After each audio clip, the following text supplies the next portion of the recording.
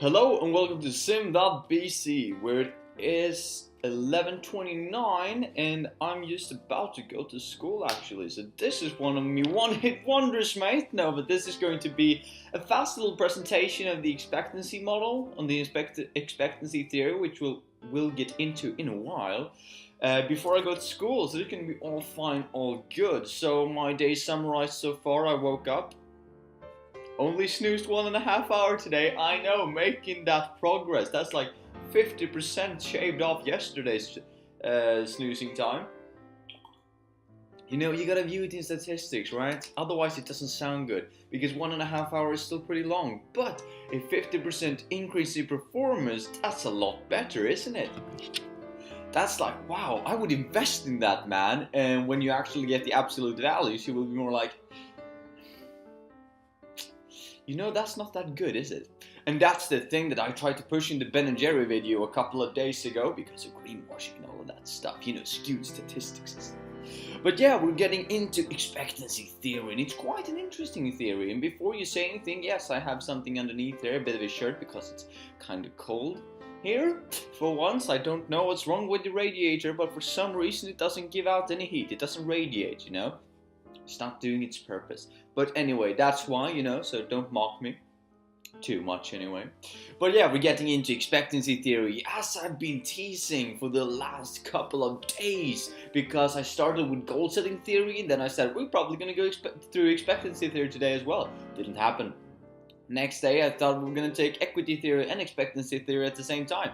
Didn't happen. The day after that, 100% it's expectancy theory. No, it's justices, organizational justices, because it was in correlation with the equity theory. But today, ladies and gentle dwarves, no, but ladies and gentlemen, that's a Hearthstone reference. You wouldn't know, would you? We're going into the expectancy theory, just moving me around here a bit. So we're going to try to read off some very uncontestable things about the expectancy theory itself. Expectancy theory argues that the strength of our tendency to act in a certain way depends on the strength of our expectations, mate, of a given outcome and its attractiveness. Well, they don't say mate in the text, but you know, we're going to go with the flow. We're going to add some things where it doesn't make sense. I mean, where it makes sense. So yeah, the certainty depends on strength of our expectancy of a given outcome and its attractiveness, something that we're going to explore in a while. Employees will be motivated to exert a high level of effort when they believe it will lead to a good performance appraisal, that a good appraisal will lead to organizational rewards such as bonuses, salary increases, and that the rewards will satisfy the employee's personal goals. Now that's a long sentence, but we got through it. Yet again, something we will explore in a moment. The theory focuses on three main relationships, and the three relationships are split over four, what should I say, main elements, main components, and which I'm going to have up on the screen now. Hopefully, right? You've seen it, you see it all. Probably going to leave it up for a while while I go through it. The first element is individual effort. The second one is individual performance. The third one is organizational rewards. And the fourth one is personal goals. Taking it down. So the first relationship that we're focusing on is the relationship between individual effort and individual performance, which is called the effort-performance relationship. Now, basically, this means the more effort I put in, will it lead to a higher performance? If it does, I will get motivated. If it doesn't, well, I will be kind of screwed, mate, and I will feel like the company or corporation is actually cheating me. The second relationship is the one between individual performance and organizational rewards. Now this one is the performance reward relationship, which basically means given the effort I put in that has led to a specific performance, given that performance, what are my rewards? Will the rewards be satisfactory to me? What are the rewards like? What are they doing? Are they in relation to my performance? Do I feel satisfied with these rewards given how much performance I have produced for the company? And the last relationship is the relationship between organizational rewards and personal goals, the rewards to personal goals relationship, which basically means the rewards that I've been given, are they attractive to me? Do they matter? Is it something that I actually acknowledge as a reward, or is it something that I just think, like, well, what do I do with this? This is crap. I got 500 toilet paper rolls. What am I gonna do with that? Whilst someone else will be like, yes, I got 500 paper towels, or whatever I said, rolls of paper. Yes, it's the best thing ever, because they feel like that's an attractive goal, like that's an attractive reward that fits with their goal. For instance, they've had a crisis at home, so they need it. It might be such a thing, so the reward needs to be, what should I say, in alignment with the personal goals of the person who's trying to achieve them. Most of the time, this is money, because most people want more capital, want that money, want that sweet, sweet cash. So for most people, a organizational reward will be personal goal. Now, for me, for instance, if I were to work at Blizzard, for instance, just name dropping a random company, could have been anyone. If I would work at Blizzard Entertainment, my organizational reward would be probably just to be at the company, because that will fit so nicely with my personal goals. If I got paid, that would only be a bonus. If I got something else, that would probably only be a bonus. Allowing me to work on stuff that I've loved since I was a kid, that would be personal goal enough for me. You know what I mean? You see what I'm coming at? So, since I'm very passionate about the product and about the brand of Blizzard, I would probably, if we go through them all, I would probably put in a lot of individual effort, probably more than was asked of me, because I love the company. I'm very passionate about the product. I really want to produce at 110% if I were to work there. This would then in turn lead to a high performance, hopefully, because I put in my individual effort and, I believe in my own ability to actually perform. So all of my effort would probably lead to a high performance. And even if it didn't, even if it led to a low performance, I would still work at the company. So no matter the reward, since the only reward that I am focused on is actually being at the company, would still be fulfilled. Now that sounds kind of weird and demotivational. Is that a word? Anyway, you know what I mean. For the company, because you have someone like me who's only focused on my individual effort, and I put in lots of effort and I don't care about the performance because I've already gotten rewarded what I wanted. That might be something for the company to feel like, that doesn't seem right. And of course, in reality, I am concerned with other types of rewards as well. It's not only being at the company would be the best thing for me. Of course, I would like some other external things to go along with it. So I would care about my performance. I have to say it. I have to motivate my point. I, after all, applied for an internship and linked this as my online web portfolio. What?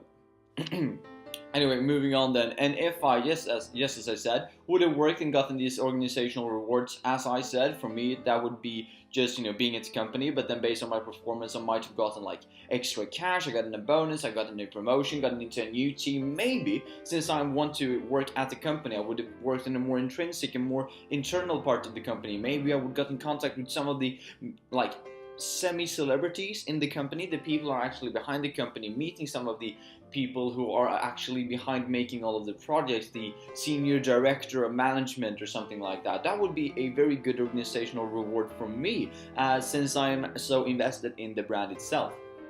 And that would clearly align with my personal goals, as well would money and stuff. But there are more stuff that you can give me, even though I'm really just wanting to work at the company. That was a bit of an abstract idea. A better example would probably be my main man Gary over here, who is moving in, and he's saying, hi, I'm working at a company that is producing toilet paper. His individual effort of producing toilet paper leads to a performance of X amount of toilet papers produced. Based on this X amount of toilet papers, he will get a reward that's hopefully is aligned with how much he has performed, and hopefully his performance will be, aligned with how much effort he actually put in.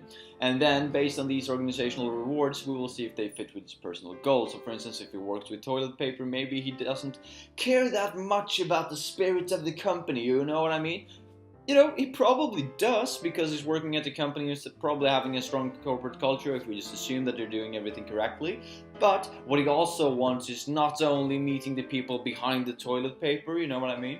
But he also wants perhaps a bonus. And then if he gets a bonus, that will be aligned with his personal goals. perhaps a bit better of a example than my example of working at Blizzard, even though I thought that was beautiful, that was great. So there are three main questions to be answered when you're working with expectancy theory, and those are: question number one, if a given maximum effort, will it be recognized in my performance appraisal? Which is basically what we've discussed or presented here, that if I am, producing at maximum effort, will it be shown in the performance that has been produced of my effort? Will it make sense that I put in like X amount of hours and that would have led to X amount of performance, or does it lead to less performance than I was anticipating? Yet again, going into I am expecting one thing and something else happened. Now, if it's too high, if it's better than I anticipated, it might get demotivating. That word again, demotivating, because then I might put in less effort the next time. Or if it gets lower than my expected performance, then I might need to perform even higher, and that will lead to anxiety. So very important that my maximum effort actually is aligned with recognized performance for that effort that I put in. Question number two then, if I get a good performance appraisal, will it lead to organizational rewards? Yet again, as we talked about, will it lead to organizational rewards? Will it lead to organizational rewards that make sense for the performance given? Will it be a bonus? Will it be, change your pace in the workplace? Will it be that you're changing teams? Will it be that you're promoted to be the top management of that team? Will it be that perhaps you're changing departments because that's what you wanted for a long time? Is it clearly just a monetary bonus? Is it a bonus in the terms of perks at the workplace? Lots of different stuff that can be organizational rewards, but that are they actually aligned with performance? Because based on my performance, are my rewards too high or too low? Yet again, leading to the same argument as effort and performance, then I might try to lower my performance for the next time because I was given much more than I thought I would, or I'm trying to increase my performance because I got lower rewards than I thought, which yet again leads to anxiety and other psychological problems because you're having a mismatch on anticipation and actually happens. Now, hopefully that would iron out over time, because you will know what performance you will get for a certain amount of effort. The only time I can think of when this isn't the case is if the performance in relation to effort is actually constantly changing dependent on the situation, and you never know how much effort and performance that will lead to a specific reward. That would be very frustrating. So it needs to be a constant state, yet again.